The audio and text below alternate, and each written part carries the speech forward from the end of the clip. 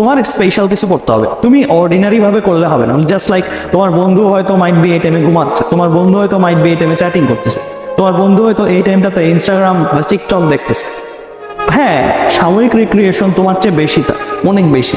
তুমি আর ফিল করতে হবে যে তুমি থাকে না রোজার সময় আমরা সংযম রাখি, রোজার সময় আমরা সংযম থাকবো। তো তোমার টাইমটা মনে করতে হবে যে পুরো টাইমটাই রোজা। রোজা এই সেন্সে যে তুমি সংযম রাখবা, নিজের সংযত রাখবা অলওয়েজ। এইচএসসি লাইফে আসো অ্যান্ড তুমি একটা মিশনে আসো, তুমি এনজয় করবা, তুমি আরো বেশি এনজয় করো, সবার চেয়ে বেশি এনজয় করো, আমার চেয়ে বেশি, সবার চেয়ে বেশি এনজয় করো।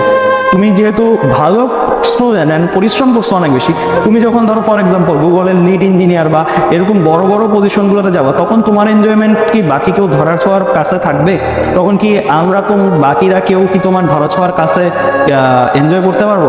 বা তুমি যে পরিমাণের এনজয় করার সুযোগ স্কোপ সবকিছু তোমার কাছে আল্লাহ দিবে, সেটা কি বাকি কাউরে দিবেন? সো তোমরা ফিল করতেছো তুমি 2000 তোমার জন্য মাইট বি একটা বেটার ওয়ার্ল্ড, যেটা হচ্ছে আরো ফিউচারিস্টিক, আরো ধরো অ্যাডভান্স টেকনোলজি আসছে। ওই ওয়ার্ল্ডটা তোমার জন্য, ওই ওয়ার্ল্ডে তুমি মার্সিডিজ চালাবো, ওই ওয়ার্ল্ডে তুমি টেসলা চালাবো।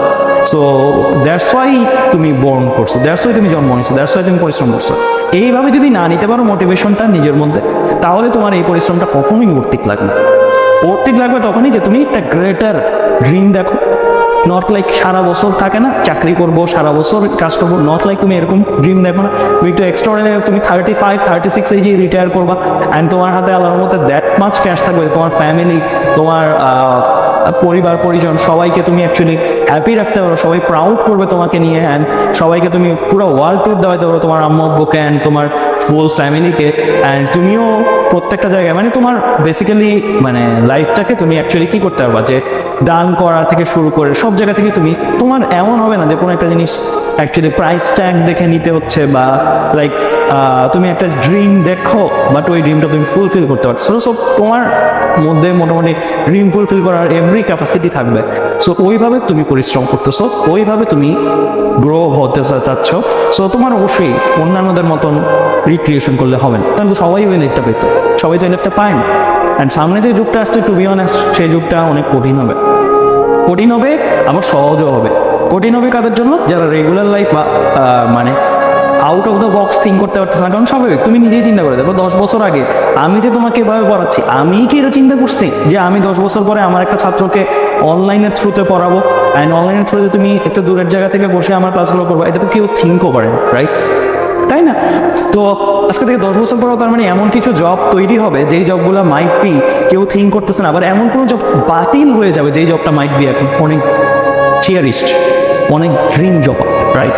সো যুগ অনেক র্যাপিডলি চেঞ্জ হচ্ছে, টেকনোলজি অনেক ফাস্ট আগানোর কারণে। সো সামনের যে যুগটা আসতেছে ওই যুগে বেসিক্যালি তুমি যদি টেমপ্লেট জব, টেমপ্লেট কিছু করার চিন্তা ভাবনা করো, মাইট বি সাকসেসফুল নাও হতে পারে। সো তোমার একটু অ্যাডভান্স থিঙ্কিং করতে হবে। অ্যান্ড অ্যাডভান্স থিঙ্কিং এর সুবিধা যেটা, সেটা হচ্ছে যে একজন অনেকজনের ইনকামটা করে ফেলে।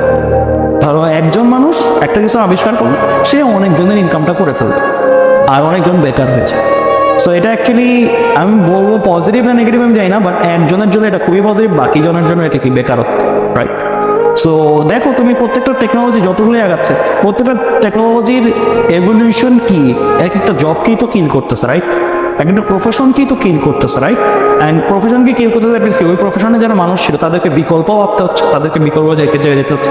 অ্যান্ড যারা এটা ক্রিয়েট করতেছে তারা মাইন্ড বি কি 100 জনের ইনকামটা ও একা করে ফেলতেছে, রাইট?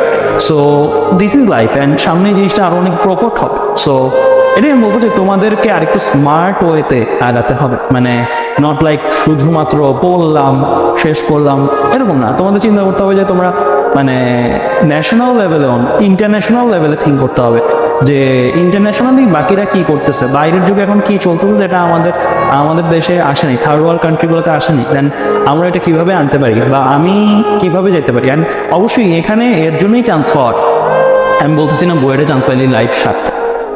কারণটা কি? কারণ হচ্ছে ধরো ফর এক্সাম্পল তুমি বুয়েটে চান্স পাইলে না বা ভালো কোনো কিছু অ্যাচিভ করে নট অনলি বুয়েট, বাট তুমি যে কোনো জায়গা থেকে ভালো করতে পারো।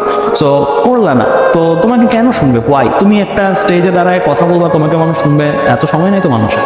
তোমাকে ওই পরিচয়টা দিতে হবে যে হ্যাঁ তুমি এক্সিস্টিং সিস্টেমে তুমি টপার, এক্সিস্টিং সিস্টেমে তুমি টপার। দেন তুমি যদি সিস্টেমকে চেঞ্জ করতে আসো তোমাকে মানুষ মানবে।